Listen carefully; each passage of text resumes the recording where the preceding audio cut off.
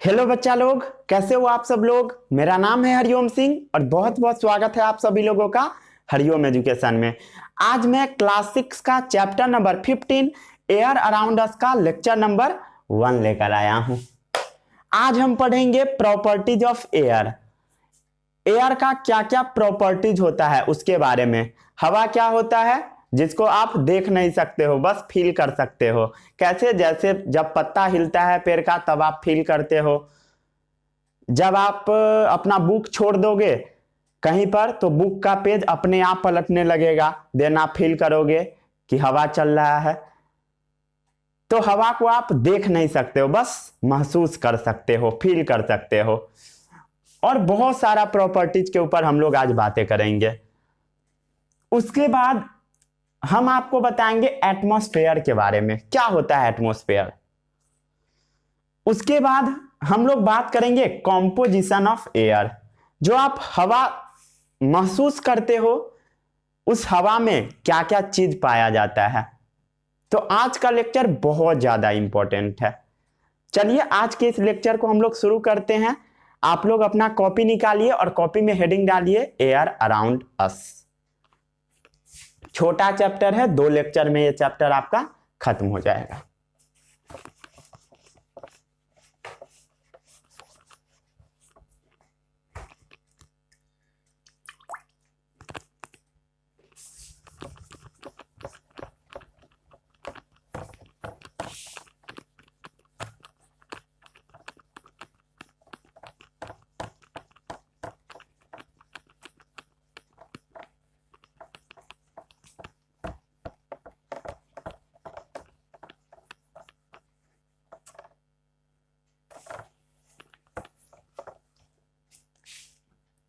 कौन सा चैप्टर आपको पढ़ना है? एयर अराउंड अस।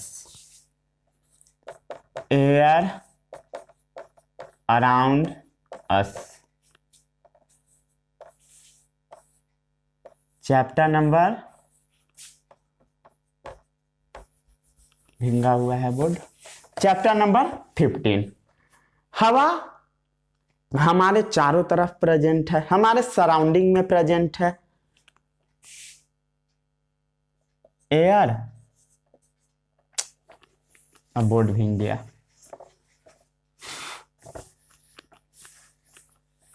हवा हमारे चारों तरफ प्रेजेंट है, हमारे सराउंडिंग्स में प्रेजेंट है, चारों तरफ प्रेजेंट है। जितने भी लिविंग ऑर्गेनिज्म है, चाहे वो प्लांट्स हो, एनिमल्स हो, सबको एयर का जरूरत पड़ता है। जितने भी लिविंग ऑर्गेनिज्म है उसको सरवाइव करने के लिए, जीवित रहने के लिए हवा का जरूरत पड़ता है, हवा का जरूरत पड़ता है।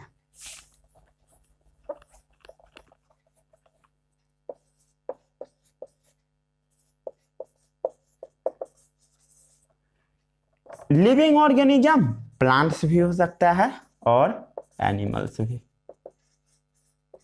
प्लांट और एनिमल्स दोनों, प्लांट एंड एनिमल्स दोनों, सबको हवा का जरूरत पड़ता है। क्यों पड़ता है जरूरत, ये सब के बारे में आप पढ़ेंगे क्लास 7th में। कौन से चैप्टर में? रेस्पिरेशन में। रेस्पिरेशन जब आप पढ़िएगा तो वहां बहुत मजा आएगा आपको। Respiration in organism chapter class 7th में पढ़िएगा। कैसे कैसे ऑक्सीजन का यूज करता है लिविंग ऑर्गेनिज्म और CO2 कैसे रिलीज करता है, प्लांट कैसे CO2 का यूज करता है, सब के बारे में आप पढ़िएगा क्लास 7th में। न्यूट्रिशन में भी पढ़िएगा, प्लांट कैसे यूज करता है। बहुत मजेदार चैप्टर है वो सब, ठीक है। तो जितने भी लिविंग ऑर्गेनिज्म है सबको जीवित रहने के लिए हवा का जरूरत पड़ता है, चाहे वो प्लांट हो चाहे वो एनिमल्स हो, ठीक है। हवा को आप देख नहीं सकते हैं, देख नहीं सकते हैं, हवा को सिर्फ आप महसूस कर सकते हैं, फील कर सकते हैं, देख नहीं सकते हैं अपने इस आंखों से। महसूस कैसे कर सकते हैं? जैसे पेड़ का पत्ता हिलेगा, रसल करेगा, हिलेगा, ठीक है। जैसे पेज जो है वो अपने आप पलटने लगेगा, उसको हम बोलते हैं फ्लटरिंग ऑफ पेज। फ्लटर होने लगेगा। जैसे जो कपड़ा लटका हुआ है, कपड़ा जो आप पसारिएगा वो हिलने लगता है। हैंगिंग क्लॉथ जो होगा, कपड़ा जो आप पसारे रहिएगा वो क्या होता है, हिलते रहता है। हिलना का मीनिंग होता है स्वे, हवा पर हिलते रहेगा। कोई आपसे पूछेगा कि हवा किस डायरेक्शन में चल रहा है, डायरेक्शन ऑफ वाइंड कैसे पता करेंगे? Very important, direction of wind, हवा किस डायरेक्शन में चल रहा है। तो इसके लिए जिस चीज से हम लोग पता करते हैं उसको बोला जाता है वाइंड कॉक। क्या बोला जाता है? Wind cock. और इसका एक और नाम होता है वेदर कॉक। ठीक है, इसको छाप लीजिए। एयर वैक्यूम में एब्सेंट होता है। ठीक है, हवा वैक्यूम जो होता है, वैक्यूम का मतलब होता है ऐसा जगह जिसमें हवा प्रेजेंट ना हो। यहां पर लिख दूं, नीचे आप लिख लीजिएगा एयर एब्सेंट इन वैक्यूम, हवा वहां प्रेजेंट नहीं रहेगा वैक्यूम में। ठीक है, और वाइंड क्या होता है सबको पता है ना? पता है सबको वाइंड क्या होता है? मूविंग एयर, जो हवा चलता रहता है उसको हम बोलते हैं वाइंड। ये जो हवा जो होगा, हवा वो जब चलने लगेगा देन हम उसको बोलते हैं वाइंड। ठीक है, मूविंग एयर, जिसके बारे में आप पढ़िएगा क्लास 7th में, वाइंड, स्टॉर्म एंड साइक्लोन में। ठीक है, इसको पहले छाप लीजिए। उसके बाद हम लोग अब जो नेक्स्ट टॉपिक है उसके ऊपर बात करते हैं। नेक्स्ट टॉपिक क्या है? प्रॉपर्टीज ऑफ हवा। हवा का क्या क्या प्रॉपर्टीज है।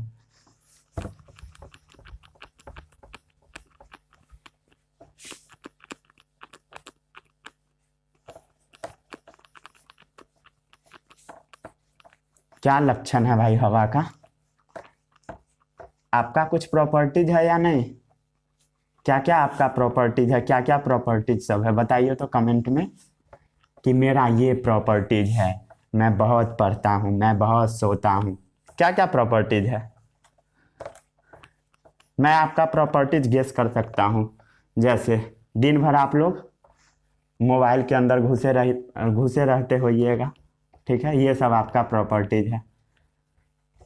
और उसके बाद आपके ऊपर वॉर भी होता होगा मम्मी के द्वारा जूता चप्पल से। चलिए, और जब फंस जाए तब बहाना बना दीजिए कि पढ़ रहे थे। अब क्या पढ़ना है? प्रॉपर्टीज ऑफ हवा। प्रॉपर्टीज ऑफ एयर, हवा का क्या गुण है? प्रॉपर्टीज क्या है हवा का? तो हवा के पास मास होता है। एयर हैज वजन, मास। हवा के पास मास होता है। एक बलून को ले लीजिए, खाली बलून को, और उसको वेइंग मशीन पर डालिए। वेइंग मशीन पर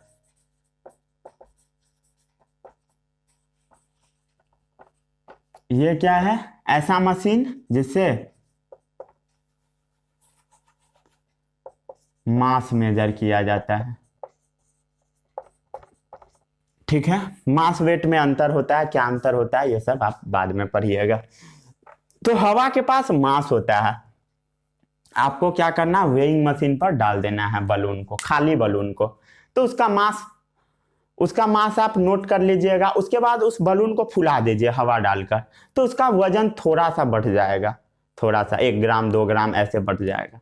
तो हवा के पास क्या होता है? मास होता है। क्योंकि इसका मास बढ़ गया इसीलिए हम लोग बोल देते हैं एयर हैज मास। ठीक है, हवा जो होता है कुछ जगह को ऑक्यूपाई करता है। जैसे बलून को जब आप फुलाएंगे तो उसका जो उसमें क्या करेगा, वो जगह को छेक लेगा। बलून के अंदर वो अपना मास को छेक लेगा। ठीक है, वो अपना जगह छेकेगा हवा, सिंपल कहे तो। Air occupied space, air occupied space, वो जब खाली जगह को छेक लेगा। हवा कैसा होता है, किस कलर का? ट्रांसपेरेंट, ट्रांसपेरेंट होता है हवा। ट्रांसपेरेंट का मतलब क्या होता है? जिससे लाइट पूरा पूरा पास कर जाए, लाइट पास, ठीक है। लाइट जिससे पूरा पूरा पास कर जाता है उसको हम ट्रांसपेरेंट बोलते हैं, जैसे glass.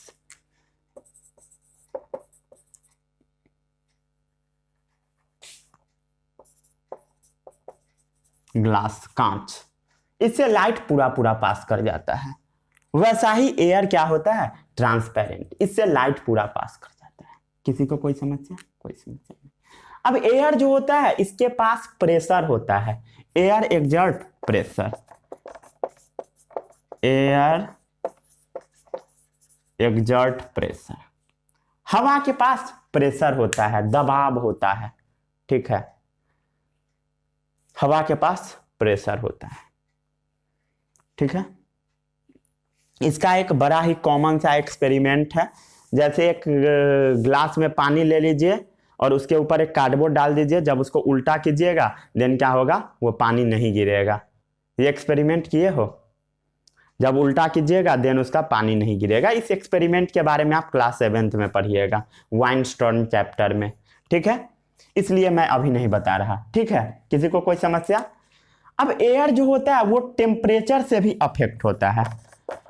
Air is affected by temperature. हवा जो होता है वो टेम्परेचर से भी अफेक्टेड होता है, प्रभावित होता है। टेम्परेचर जब इंक्रीज कराइएगा देन हवा एक्सपैंड करने लगेगा। Air expand on heating, air expand on heating, ठीक है। किसी को कोई समस्या? एयर जो होता है वो अफेक्ट होता है, air is affected by altitude. Altitude पर भी एयर अफेक्टेड होता है। अल्टीट्यूड पर, अल्टीट्यूड क्या होता है? जैसे जब माउंटेन के ऊपर आप जाइएगा, जैसे जैसे माउंटेन छोड़िए, जैसे जैसे आप ऊपर जाइएगा एयर में ऑक्सीजन का परसेंटेज कमता चला जाएगा, एयर में ऑक्सीजन का परसेंटेज कमता चला जाएगा, ठीक है। अल्टीट्यूड क्या होता है? Height of a place above sea level, height of a place above sea level.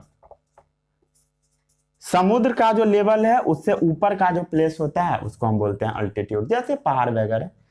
अगर उस सब पे आप जाइएगा, ऊपर वाले एरिया में जाइएगा तो वहां पर ऑक्सीजन क्या होगा? कम होगा। इसको पहले छाप लीजिए, बताता हूं अच्छे से अल्टीट्यूड के बारे में।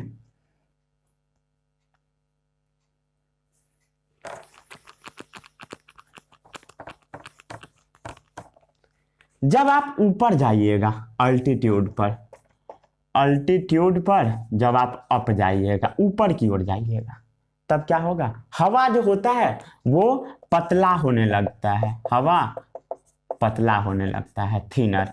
हवा पतला होना का मतलब होता है ऑक्सीजन उसमें कम प्रेजेंट होता है, less oxygen, less oxygen present in air, ठीक है। जिसके कारण से लोगों को बहुत ज्यादा प्रॉब्लम होता है, वो ब्रीद नहीं कर पाता है क्योंकि वहां ऑक्सीजन कम है। डिफिकल्टी इन ब्रीदिंग, जिसके कारण से क्या होता है? डिफिकल्टी इन ब्रीदिंग, सांस लेने में लोगों को समस्या होता है, प्रॉब्लम होता है, ठीक है। जैसे हिल स्टेशन, माउंटेन पर चले जाइए, हिल स्टेशन, आपको तो मैं स्टार्टिंग में ही बताया था, माउंटेन, इस सब पे फिर से समझिए। हवा ट्रांसपेरेंट है, हवा प्रेशर एक्सर्ट करता है। Air is affected by temperature, हवा टेम्परेचर से अफेक्ट होता है। जैसे टेम्परेचर हाई कीजिएगा तो एयर फैलने लगेगा, एयर एक्सपैंड ऑन हीटिंग। उसके बाद air is affected by altitude, जैसे जैसे ऊपर की ओर जाइएगा, height of a place above sea level, sea level से ऊपर वाले हाइट पर, तब क्या होगा? अल्टीट्यूड पर जब ऊपर जाइएगा एयर थिनर, हवा क्या होगा? पतला होने लगेगा। पतला हवा का मतलब लेस ऑक्सीजन, उसमें ऑक्सीजन का अमाउंट कम है, जिसके कारण डिफिकल्टी इन ब्रीदिंग, हम लोग को सांस लेने में समस्या आएगी। कहां पर? हिल स्टेशन और माउंटेन में। जैसे बहुत सारे सैनिक जो फौज में लोग होते हैं, अगर आपके कोई रिलेटिव होंगे तो आप पता कीजिएगा कि उनको कुछ टाइम के लिए बहुत ऊपर वाले रेंज में भेज दिया जाता है, सियाचिन इस सब जगह पे भेज दिया जाता है। जब उनको ऊपर भेजा जाता है देन उस आदमी के बॉडी में ऑक्सीजन का डेफिशिएंसी हो जाता है, ऑक्सीजन का कमी हो जाता है। उसके बाद उसको बहुत ज़्यादा प्रॉब्लम होने लगता है। कैसे कैसे प्रॉब्लम होता है ऑक्सीजन के डेफिशिएंसी से, इस सब के बारे में आप क्लास 7th में पढ़िएगा, रेस्पिरेशन चैप्टर में। ऑक्सीजन जो होता है वो ब्लड के साथ कैरी होता है। जब ऑक्सीजन ब्लड के साथ कैरी नहीं होता है देन क्या होगा, हम लोग का फूड ब्रेकडाउन नहीं होगा और हमारे बॉडी में एनर्जी नहीं मिलता। ये आप पढ़िएगा क्लास 7th में, ठीक है। ये जो मैं अभी आपको बात बोला वो आपको समझ में नहीं आया होगा, कोई बात नहीं है, ठीक है। इतना पहले छापिए। जो मैं बोर्ड पर लिखता हूं बस इसी को समझिएगा, ठीक है। एक्स्ट्रा जो बताऊंगा मन है तो लिखिए, न मन है तो छोड़ दीजिए। जितना इंपॉर्टेंट रहेगा पूरा मैं बोर्ड पर आपको लिख कर दे दूंगा नोट्स में, ठीक है। छाप लिए। अब हम लोग पढ़ेंगे क्या चीज के बारे में बोला जाए, क्या पढ़ेंगे हम लोग, क्या पढ़ेंगे। अब हम लोग एटमॉस्फेयर के बारे में पढ़ेंगे।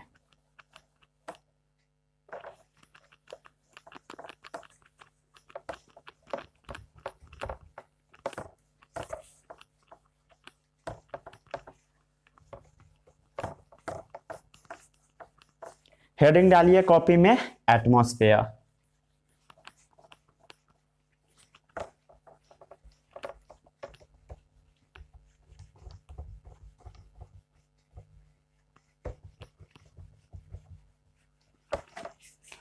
हाँ, तो कॉपी निकालिए और हेडिंग डालिए दी एटमॉस्फेयर। दी एटमॉस्फेयर। एटमॉस्फेयर क्या होता है? Layer of air surrounding the earth. क्या है? Layer of air surrounding the earth.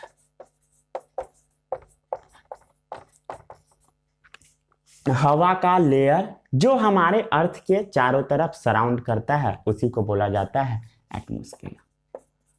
It's called atmosphere. हवा का जो लेयर जो हमारे अर्थ के चारों तरफ सराउंड करता है उसको हम बोलते हैं एटमॉस्फेयर। अर्थ ओनली प्लेनेट है, अर्थ एकमात्र ऐसा प्लेनेट है जहां पर एटमॉस्फेयर प्रेजेंट है। अर्थ ओनली प्लेनेट जहां पर एटमॉस्फेयर है प्रेजेंट है। एटमॉस्फेयर प्रेजेंट का मतलब है एयर यहां पर प्रेजेंट है, ठीक है। जैसे एक आदमी है जो बहुत रिचेस्ट पर्सन है जिनका नाम है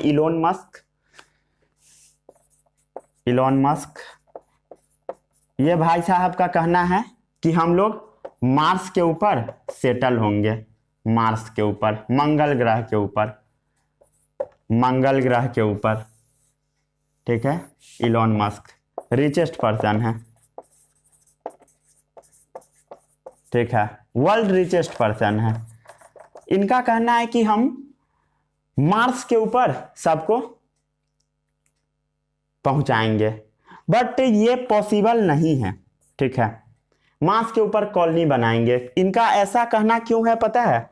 क्योंकि मान लेते हैं कुछ गड़बड़ हो गया, जैसे वर्ल्ड वॉर हो गया। वर्ल्ड वॉर का मतलब क्या होता है? एक देश दूसरे देश से लड़ने लगेगा। छोटा वार होता है, जैसे क्या होता है, आप लोग मतलब अपने भाई बहन में लड़ते होइएगा तो वो एक छोटा सा वॉर है। और जब बगल वाले से लड़ने लगेगा अपने फैमिली में, चाचा चाची से, तो वो हो गया फैमिली वॉर। फिर दूसरे आदमी से लड़ने लगेगा तो एक वार हो गया। उसके बाद एक गांव दूसरे गांव से लड़ने लगेगा तो ये दूसरा वार। वैसे ही क्या होता है कि कई बार गांव में वॉर होता है, स्टेट में होता है, स्टेट में वॉर होता है, कभी कभी कंट्री में वॉर होने लगता है। उसी को हम बोलते हैं कंट्री वार चलता है, जैसे इंडिया पाकिस्तान का तो पुराना वॉर करने का क्या है ठीक है, वही इंडिया पाकिस्तान हमेशा वॉर करता है। और जब पूरा कंट्री एक साथ वॉर करने लगेगा उसकी को बोला जाता है वर्ल्ड वॉर। और जब उसमें बॉम्ब वगैरह गिराया जाएगा, जब बॉम्ब वगैरह बहुत ज्यादा गिर जाएगा तब क्या होगा, जितना भी लोग है सब लोग मर जाएगा, सब लोग मर जाएगा। मान लेते हैं इंडिया के ऊपर कोई कंट्री बम गिरा दिया, पूरा इंडिया खत्म, इंडिया वाला भी अपना बम फेंक दिया, उस कंट्री को खत्म कर दिया, वो उसको सब जब मार पीट कर खत्म कर देगा, जब सब खत्म हो जाएगा तब कुछ नहीं बचेगा, आदमी ही खत्म हो जाएगा। इसके कारण इनका मानना है जो हम लोगों को मार्स पर सेटल करें, ऐसा नहीं कि सबको लेकर पहुंच जाएंगे ऊपर, मतलब कुछ लोगों को, ठीक है। और मार्स पर ही उसका सब चीज का इंतजाम हो, खाना पीना सब चीज का, ठीक है। जो कि बहुत ज्यादा सक्सेसफुल तो नहीं होगा क्योंकि वहां पर भी बहुत सारा चीज का कमी है, ठीक है। इसके बारे में आपको बुक में नहीं मिलेगा, ये एक्स्ट्रा इंफॉर्मेशन है, वो मैं बता दिया। अब हम लोग बात करते हैं, एटमॉस्फेयर के बारे में पढ़ रहे थे, ठीक है, इतना समझ में आ गया। हमारा जो अर्थ एटमॉस्फेयर है वो थिक है, अर्थ एटमॉस्फेयर इज थिकेस्ट, अर्थ का जो एटमॉस्फेयर है वो थिकेस्ट है। थिकेस्ट का मतलब क्या है, रिच इन ऑक्सीजन, मतलब कि वहां पर ऑक्सीजन अच्छा खासा अमाउंट में प्रेजेंट है, ठीक है, ठीक है। सरफेस पर यह है, जनरली ऑक्सीजन रिच होता है, थिकेस्ट सरफेस पर होता है, जहां पर हम लोग प्रेजेंट है वहां पर ज्यादा ऑक्सीजन है। जब ऊपर जाइएगा तो पतला होने लगेगा, थिनर होने लगेगा जब आप ऊपर की ओर जाइएगा, ठीक है। इसको छाप लीजिए। ये जो हमारा एटमॉस्फेयर है, एटमॉस्फेयर वो ना ब्लैंकेट के समान भी वर्क करता है, it behave as a blanket, blanket वो कंबल होता है ना उसके समान, क्योंकि अर्थ के टेम्परेचर को एटमॉस्फेयर मेंटेन करके रखता है, लाइफ टू एग्जिस्ट, ठीक है। क्या है ये, राइट टेम्परेचर को मेंटेन करके रखता है, जिससे क्या है लाइफ एग्जिस्ट कर पाता है। छाप लीजिए इसको।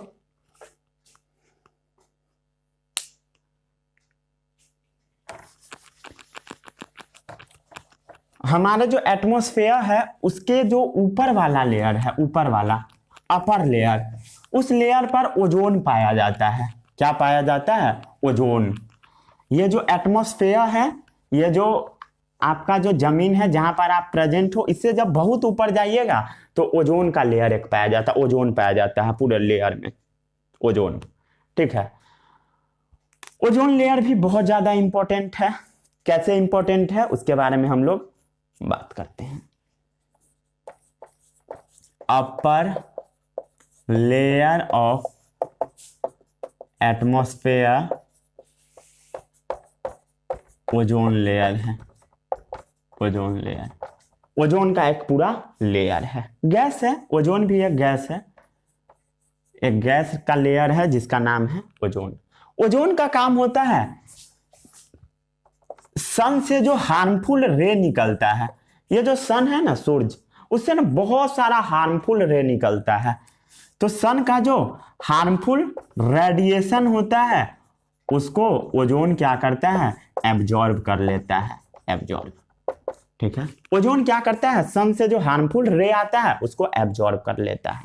अगर ओजोन का हार्मफुल रे एब्जॉर्ब नहीं किया तब क्या होगा, ओजोन क्या है, ओजोन मान लिए हम किसी कारण से ओजोन को डैमेज कर दिए, ओजोन को डैमेज कर दिए, किसी कारण से उसमें होल हो गया, तो सन का रे क्या होगा, हमारे पास आ जाएगा, सन का रे तेरे पास आ जाएगा। और जब आपके पास आएगा देन आपके पूरे बॉडी में स्किन इन्फेक्शन हो जाएगा, कैंसर हो जाएगा, ठीक है, स्किन कैंसर, कैंसर हो जाएगा, स्किन इन्फेक्शन हो जाएगा, स्किन इन्फेक्शन, ठीक है।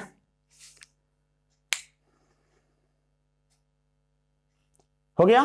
कैंसर कैसा होता है अभी तुरंत मैं बताया, स्किन कैंसर, स्किन इन्फेक्शन भी हो जाता है, आंख भी खराब हो जाता है।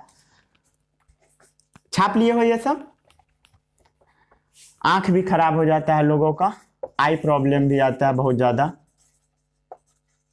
अभी के समय में आप देखिएगा कि अपने इंडिया में बहुत सारे लोग स्किन इन्फेक्शन से ग्रसित है, उनको बहुत सारे स्किन डिजीज हो जाता है, जैसे पूरे बॉडी में रिंग टाइप का हो जाता है, रिंग रिंग पूरे बॉडी में रिंग जैसा हो जाएगा, जिसको क्या बोलते हैं हम लोग, क्या बोलते हैं, खुजली, खुजली ही बोलिए, खुजली पूरे बॉडी में होने लगता है, पूरा हाथ लोग ऐसे ऐसे करने लगता है, ठीक है, खुजली हो जाता है। तो बहुत सारा उसका दवा सब अवेलेबल होता है जिससे वो ठीक होता है। तो ये स्किन इन्फेक्शन मतलब आप एक आंकड़ा अगर लगाइएगा तो 100 में से आई थिंक 50 लोग ऐसा है जिनको स्किन इन्फेक्शन हो जा रहा है, 50 पीपल हो जाता है, बट लोग किसी को बताता नहीं है। पूरा देश सड़ा हुआ है, अंदर का पार्ट जितना भी अंदर वाला रीजन होता है वो सब सड़ा होता है, ठीक है, सब में स्किन इन्फेक्शन लग जाता है। अगर लगता है तो इसका प्रॉपर ट्रीटमेंट करवाइए, डॉक्टर के पास जाइए, मिलिए और इसका इलाज करवाइए। ये नहीं कि उसको जांच के रखे हुए हैं, सड़ गया तब बता रहे हैं लोग को थोड़ा देखिए ना, खुजली हो रहा है, तब तक पूरा देश सड़ा हुआ है, ठीक है। तो इसका इन्फेक्शन का बहुत सारा मतलब दवा सब आता भी है, जैसे इच गार्ड वगैरह, जिसका प्रचार दिखाता है, खुजली है भाई, खुजली है। अगर होता है तो जल्द से जल्द डॉक्टर से मिलिए, ठीक है, किसी को कोई समस्या नहीं। अब हम लोग बात करते हैं कॉम्पोजिशन ऑफ एयर के बारे में। छाप लिए थे इतना, छाप लिए?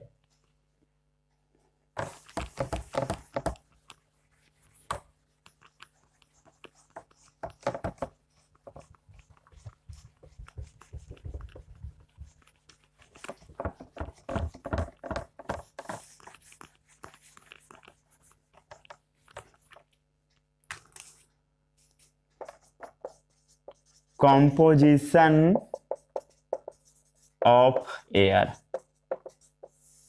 Composition of air. हवा में क्या क्या पाया जाता है? हवा जो है उसमें क्या क्या पाया जाता है? हवा में मेनली पाया जाता है nitrogen, nitrogen gas, oxygen, argon और भी बहुत सारा चीज पाया जाता है, जैसे कार्बन डाइऑक्साइड, ये सब गैस पाया जाता है। नाइट्रोजन का परसेंटेज, इस सब का परसेंटेज लिखना है। तो नाइट्रोजन पाया जाता है 78% के करीब, 78।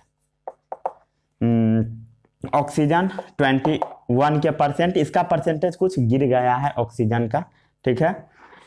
आर्गन का 0.9%, इसका है 0.03%, और जितना बचा सब रिमेनिंग में आ जाएगा, ठीक है। यही चार के बारे में मेनली आपको याद रखना है। अगर इसको एक ग्राफ पे ड्रॉ कीजिएगा, देन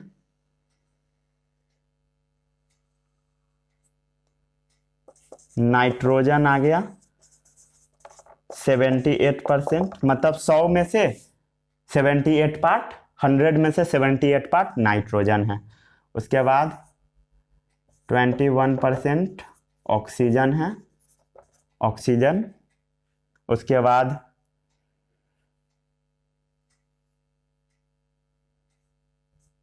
ये है, मान लेते हैं इसको खींचकर एरो से दिखा देते हैं, आर्गन है, और ये जो रिमेनिंग बच गया इसमें ये है, ठीक है।